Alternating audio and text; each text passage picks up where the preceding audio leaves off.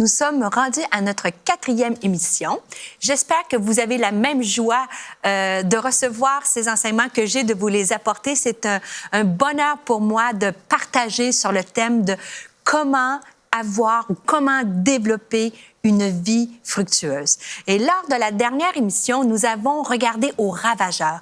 Comment il est possible que des ravageurs, rappelez-vous, mon lièvre qui est venu manger les petits fruits, les petites fraises que j'avais dans mon potager urbain. Et c'est la même chose, un des ravageurs que nous avons mis à la lumière, c'est le ravageur de la déception. Comment la déception dans notre vie peut nous empêcher de porter du fruit? Comment, et on a adressé un ravageur qui est la déception face aux événements de nos vies.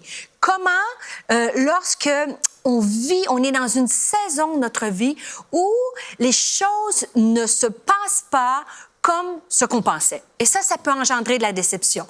Mais aujourd'hui, je vais aussi je vais aller un peu plus loin, je devrais dire, sur un autre ravageur. La suite, c'est le même ravageur, mais qui vient encore plus sournoisement. Et là, je vais peut-être vous surprendre. La déception qui nous enlève l'espoir, comme j'ai parlé, ça nous enlève l'espoir quand les choses ne vont pas comme on pensait, mais il y a aussi un ravageur qui s'appelle aussi la déception, qui nous enlève l'espoir. C'est lorsque nous avons, et là, je vais vous surprendre, perdu espoir en Jésus.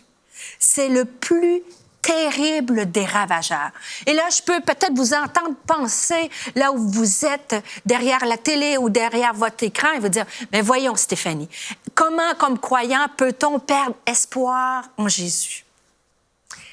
Si on est honnête, ça nous est tous arrivé. Et de perdre espoir dans une situation. Et là, c'est pire que quand les événements où les gens nous déçoivent, c'est qu'on a l'impression que Jésus n'était pas au rendez-vous. Peut-être c'est quelque chose que tu as prié pendant des années, peut-être c'est quelque chose que tu vis, puis inconsciemment, il faut le mettre à lumière. Tu as l'impression, tu es comme déçu de Jésus. Et là, je dis, ça peut tous nous arriver parce que c'est arrivé aux disciples même de Jésus. Les gens qui ont marché de près avec Jésus. Des gens qui ont vu Jésus faire des miracles. Des gens qui ont même pourvu aux besoins de Jésus. Des gens à qui Jésus, c'était leur ami, c'était le Messie qu'ils attendaient. Et pourtant, il va arriver un moment de leur vie où ils vont douter de Jésus, sérieusement, parce qu'ils sont déçus. La déception les empêcheront de voir Jésus. Et alors qu'on va lire le texte, je prie que le Saint-Esprit commence à parler à ton âme. Est-ce que, des fois, on a honte d'avouer ces choses-là, mais savez-vous, Dieu le sait déjà l'état de ton cœur. Mais pour être guéri, pour pouvoir enlever le ravageur, il faut l'identifier. Est-ce que tu es dans une période de ta vie où que la déception, inconsciemment, peut-être que tu es déçu ou tu es en colère après Jésus, fait que tu ne portes plus de fruits? On va regarder le texte. Je parlais des disciples sur le chemin d'Emmaüs. C'est un texte qui a été tellement marquant à une saison de ma vie. Une saison où j'avais un ravageur, où j'avais des défis familiaux. Et quand j'ai lu ce passage des Écritures-là, c'est comme si le Saint-Esprit m'a révélé, Stéphanie, je crois que tu es déçue de Jésus dans cette situation de ta vie. Et je ne le croyais pas, mais ce texte-là m'a encouragée. Je veux le partager avec vous du plus profond de mon cœur, parce que je crois sincèrement qu'il y a des hommes et des femmes qui ont besoin de réaliser que peut-être vous êtes au plus profond de votre être déçus, peut-être déçus de Jésus. Et le texte est dans l'Évangile de Luc, au chapitre 24, au verset 13 à 21. On le lit ensemble. Puis si vous prenez des notes, Luc, chapitre 24, verset 13 à 21. Verset 13. Le même jour, 2 disciples se rendaient à un village nommé Emmaüs. Et je vous rappelle que c'est après la mort de Jésus. Alors on va lire ce récit, ce récit se passe lorsque Jésus est mort crucifié. Alors, essayez de vous mettre dans la peau de ces deux disciples-là. Alors qu'ils se rendaient à un village nommé Emmaüs, à une douzaine de kilomètres de Jérusalem. Verset 14. Ils s'entretenaient de tous ces événements. Alors, les deux hommes marchent ensemble, ils commencent à se parler. Et je suis sûre, je peux entendre des voix dire: te rappelles-tu Jésus? On a cru en Jésus. On a cru que c'était le Messie qu'on attendait. On a tout donné. On a été rejeté à cause de lui. On s'est investi, mais on l'a vu agir. Mais qu'est-ce qui s'est passé? Ça s'est pas passé comme on pensait.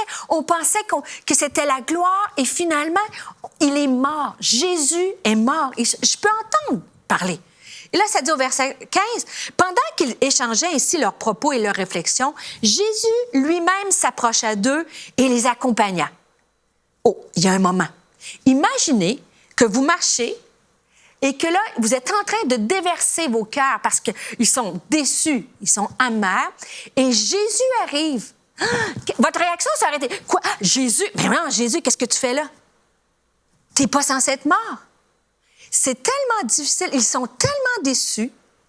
Regardez la suite du texte, qu'ils ne voient pas Jésus.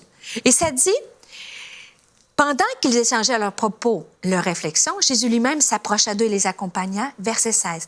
Mais leurs yeux étaient incapables de le reconnaître. Il leur dit: « De quoi discutez-vous en marchant? » Ils s'arrêtèrent, l'air attristés. L'un d'eux, nommé Cléopas, lui répondit: « Es-tu le seul parmi ceux qui séjournent à Jérusalem qui ne sache pas ce qui s'est passé ces jours-ci? »« Quoi donc? » leur demanda-t-il. « Ce qui est arrivé à Jésus de Nazareth. » Il va dire: « C'est un prophète qui agissait et parlait avec puissance devant Dieu et devant tout le peuple. » Et c'est fascinant parce que pendant que Jésus les interroge, la Bible nous dit que les yeux, la déception était tellement grande que ça l'a aveuglé leur regard. Puis quand on a le regard aveuglé par la déception, on ne reconnaît plus Jésus mais en plus, on diminue sa puissance. Au lieu de dire c'était le roi qu'on attendait, il va dire c'était un prophète. C'était un enseignant presque comme un autre. Ils ont perdu de vue la souveraineté de Jésus. Et verset 20, « Nos chefs des prêtres et nos dirigeants l'ont livré aux Romains pour le faire condamner à mort et clouer sur une croix. Nous avons espéré qu'il était celui qui devait délivrer Israël, mais hélas, voilà déjà 3 jours que tout cela est arrivé. » Je veux une des clés pour éliminer les ravageurs de ta vie, qui est la déception ou les blessures ou les peines, c'est de ne jamais oublier que peu importe sur le chemin, même si tu ne le vois pas, Jésus marche avec toi. C'est exactement ce qui prend place à ce moment-là. Alors qu'il marche, Jésus n'avait jamais arrêté de marcher avec eux. C'est leur regard qui était obstrué.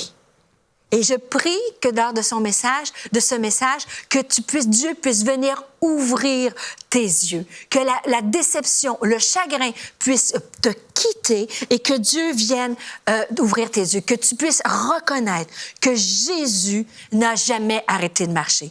Et c'est fascinant parce que lorsqu'on regarde la suite du texte, encore dans Luc, verset 24, la suite du texte, verset 8, Luc, chapitre 24, verset 8, ça dit « Entre-temps, ils arrivèrent près du village où ils se rendaient. Alors, il entra dans la maison pour rester avec eux. Il se mit à table et prit du pain. » Et ainsi de suite. Et ils vont dire ils ont échangé, ils ont pris un repas ensemble. Et la Bible nous dit au verset 31, « Les yeux s'ouvrirent et le reconnurent. » Et c'est ce que Jésus veut faire. Il vient, il veut entrer en communion avec toi, revenir à une communion avec lui. Et c'est dans ce moment de partage, de communion, dans la prière et dans la parole que tes yeux vont s'ouvrir. Et c'est fascinant parce que à ce moment-là, ils vont aller partager la parole. Ils ont reconnu Jésus. Et la suite du texte au verset 34, ça dit, ils vont aller proclamer le Seigneur, ils vont aller dire, le Seigneur est réellement ressuscité. Et je veux le dire à quelqu'un qui a besoin de l'entendre. Peut-être que tu es à une croisée des chemins et que tu es face à eux. La crucifixion avait l'air d'être l'événement que tout était terminé. Toute leur espérance était abolie. Et pourtant, la crucifixion est devenue l'événement le plus puissant et est devenu le message le plus délivrant de toute l'humanité. Et peut-être tu es dans un moment de crucifixion, que tes yeux ne voient pas, ne voient plus rien, mais rappelle-toi que ce qui semble être la mort devient la vie. Il n'y a rien de trop mort que Dieu ne peut pas ressusciter. La crucifixion n'a pas pu empêcher le plan de Dieu pour l'humanité. Et il n'y a aucune chose qui est trop morte que Dieu ne peut pas ressusciter pour que tu puisses entrer dans ta destinée et porter du fruit. Si tes yeux, tu es sur un chemin d'Emmaüs et que tu ne peux pas reconnaître Jésus, demande-lui, entre en communion et demande-lui qu'il vienne te révéler. Rappelez-vous, à la dernière émission, les mets de Dieu. Les mets de Dieu. Dieu peut changer tout ce qui est le plus mort et le faire revivre.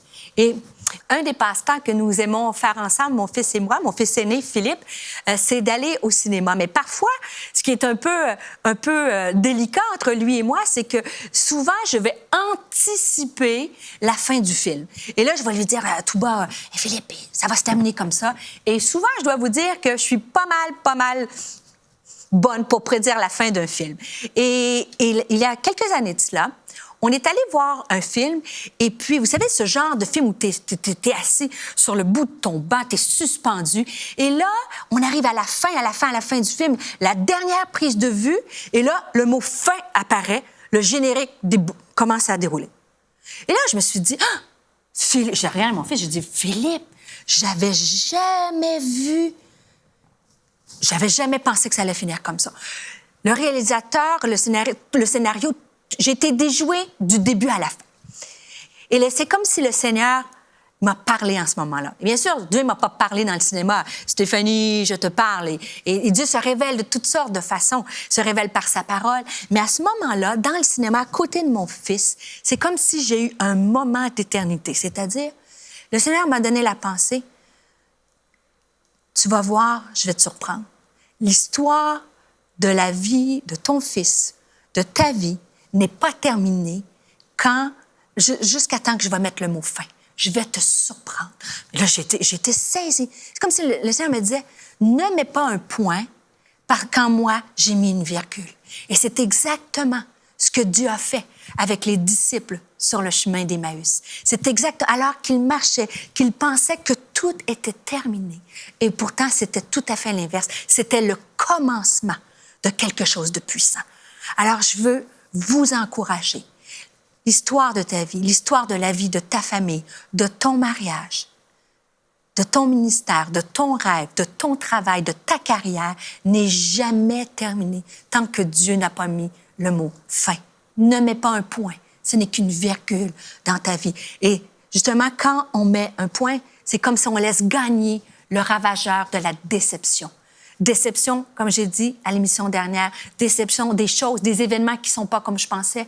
Et peut-être aujourd'hui, la déception, tu penses que Jésus a arrêté de marcher avec toi, tu ne comprends pas ce que Jésus est en train de faire dans ta vie. Et pourtant, comme ces deux hommes sur le chemin d'Emmaüs, Jésus n'avait jamais arrêté de marcher. C'est les yeux de la déception, qui ne pouvaient pas le reconnaître.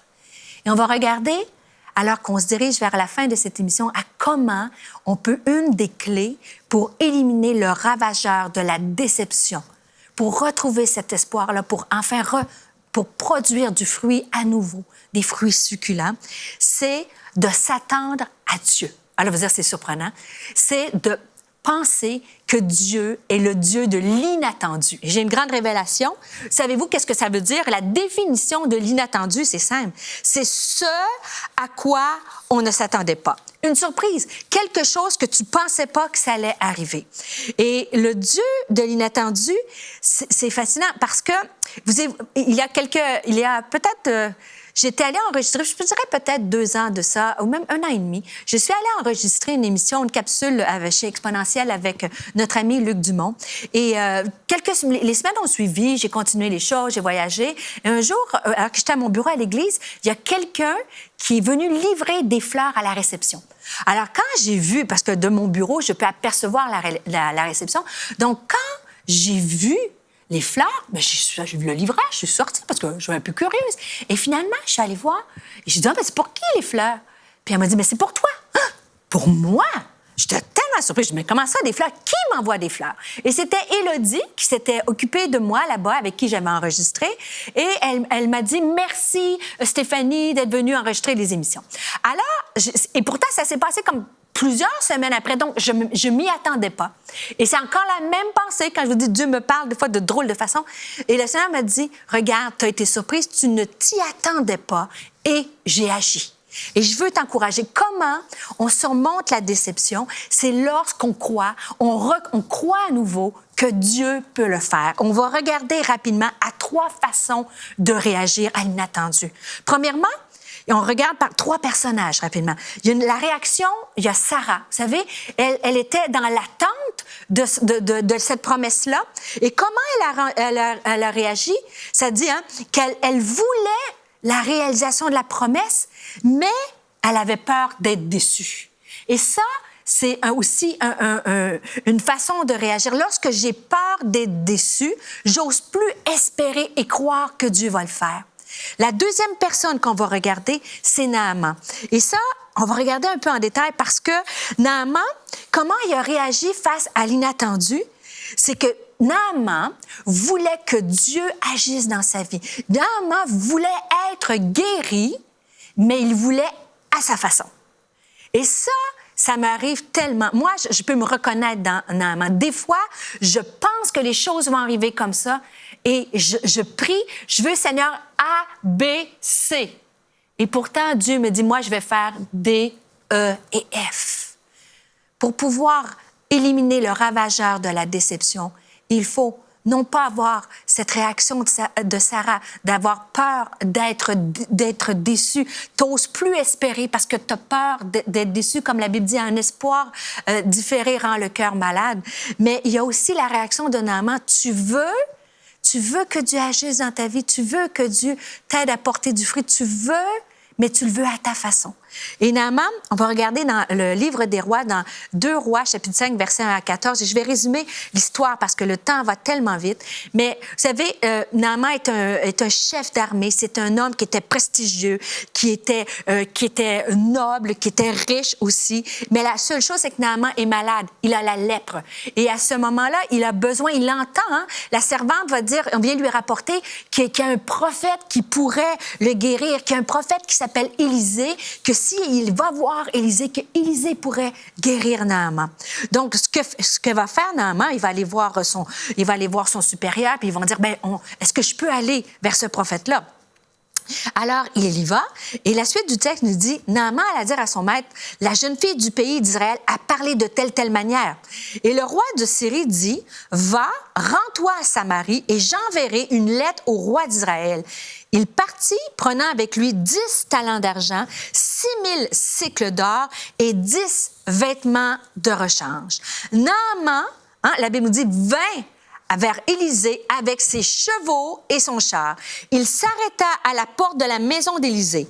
Et Élisée lui fit dire par un messager, « Va et lave-toi 7 fois dans le Jourdain, ta chair deviendra saine et tu seras pur. » Si vous arrêtez l'histoire un instant, c'est fascinant parce que Naaman est malade, il a la lèpre et il arrive, lui, avec ses chars, il arrive avec ses vêtements, il arrive avec tout ce qu'il a, l'or, l'argent, tout ce qu'il peut. Et pourtant, il va recevoir un message du prophète. Il va l'avoir, la solution. Il va dire, si tu fais ceci, tu vas te le laver dans l'eau, tu vas être guéri. Et qu'aurait été votre réponse? Moi, j'aurais été super, merci, je vais être guéri. Mais la Bible nous dit, Naaman n'était pas content. Naaman fut irrité et il s'en alla en disant, voici, je me disais. Et des fois, je peux me reconnaître dans ce texte-là. Des fois, je veux que Dieu agisse dans ma vie, mais je le veux à ma façon. Je le veux avec mes chars et j'essaie d'acheter presque Dieu avec mes chars, avec mon argent, avec toutes ces choses-là. Mais le Seigneur veut agir dans ta vie, pas comme tu penses. Il est le Dieu de l'inattendu. Rappelle-toi ce que je t'ai dit. Le film de ta vie n'est pas terminé. Et en plus, le scénario peut être complètement différent de ce que tu penses, puis il peut être 100 fois mieux. Et c'est exactement ce qui est arrivé à Naaman. Et finalement, Naaman, quand il a choisi d'obéir et de ne pas aller par ses propres forces et de faire confiance à Dieu, Dieu l'a guéri. Alors, comment être guéri du ravageur de la déception? Faites attention à l'attitude de Sarah. Sarah voulait voir Dieu agir, mais osait presque pas espérer par peur d'être déçue. Naaman voulait voir Dieu agir, mais de la façon dont lui pensait. Et Dieu agit d'une façon complètement différente. Et la dernière pensée, alors que je termine ce message, la bonne façon pour éliminer ce ravageur-là, c'est l'attitude d'une femme qui s'appelle Rhodes.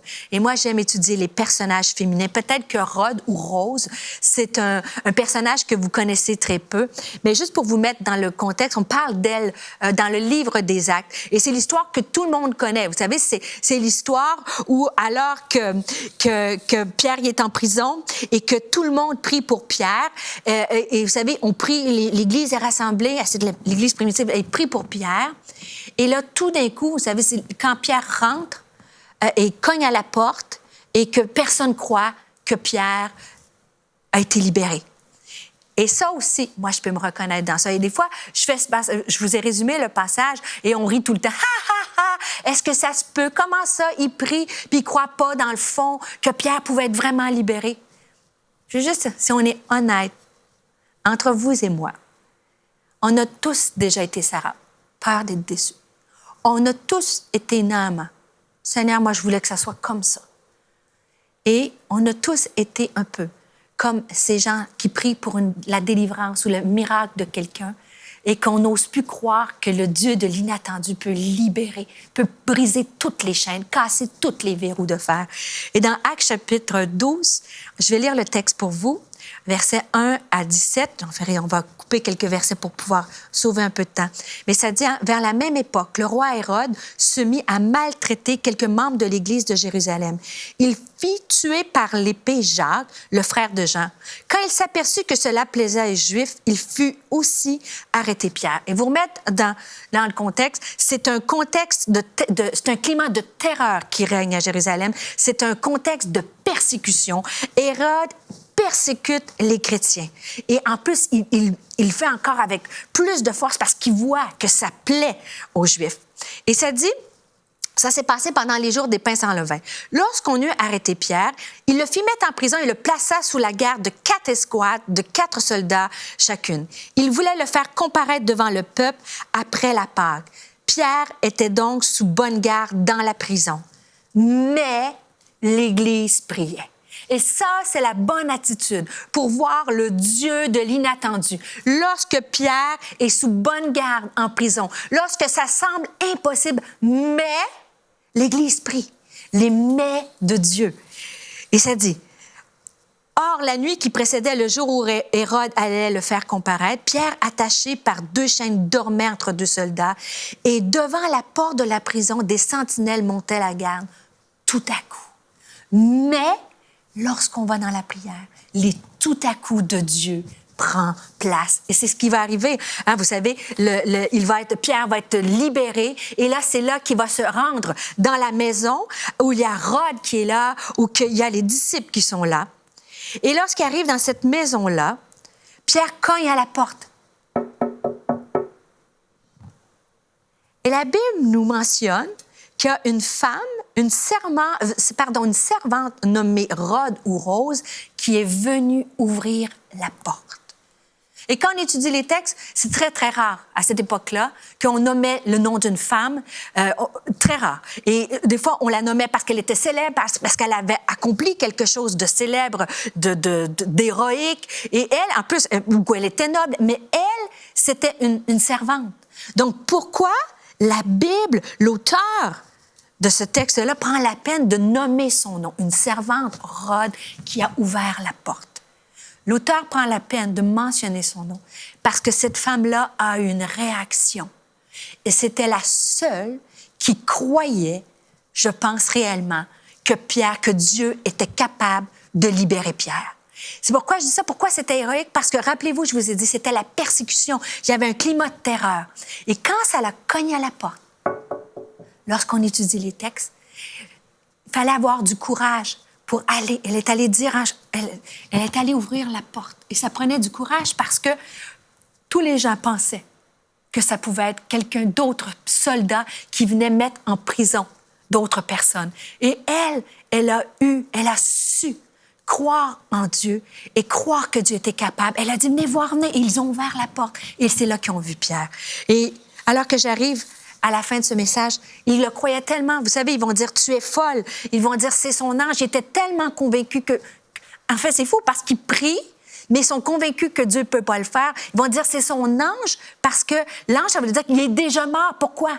Et je veux, alors que je termine cette émission-là, je veux t'encourager à écouter la 5e émission, mais je veux qu'on termine en évaluant nos cœurs, en évaluant, pour enlever les ravageurs de nos vies, il faut croire au Dieu de l'inattendu. Il faut que Dieu vienne nous enlever cette attitude de Sarah, cette attitude de Naaman, et qu'on puisse retrouver la pensée de cette femme, cette héroïne, à ma façon que je trouve de la foi, Rhode ou Rose, qui a osé croire à nouveau.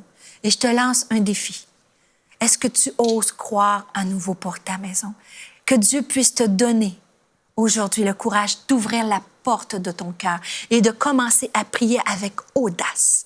Audace pour ta destinée, avec audace pour tes enfants, avec audace pour les fruits que Dieu veut pour toi dans ta vie.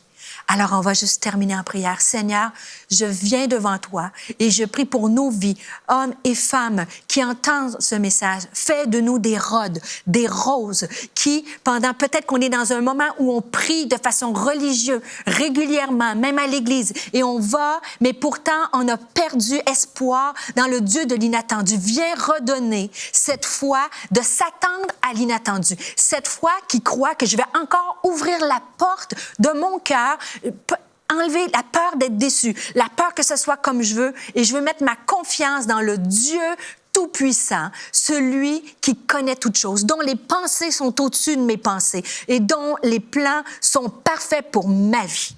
Alors, je te dis merci à l'avance et je te réclame, Seigneur, des miracles dans la vie des hommes et des femmes qui écoutent ce message. Amen. Amen. Soyez bénis. On se retrouve pour la dernière émission à ne pas manquer lorsque tu fais face à la menace dans ta récolte.